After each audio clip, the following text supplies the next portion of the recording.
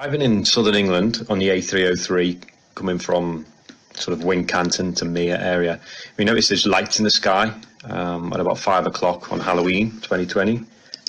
Now, I thought they looked like, from a naked eye, lots of little dots, little lights, whereas my girlfriend thought it was just one solid beam.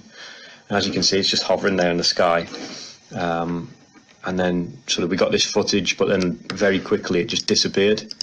If anyone's got any explanation as to what it is, because as far as I'm concerned, it's a UFO. So we got some more footage. Again, we sort of zoomed in. It's quite grainy, but you can clearly see there's just some lights, or light, floating in the air, and it was in a single place the whole time. It didn't move, it didn't fly around, it just hovered there, or flicker or anything.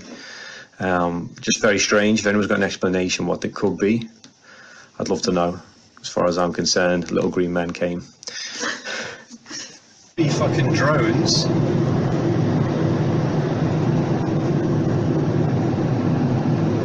Because Has something to do with Halloween? that's what I'm thinking.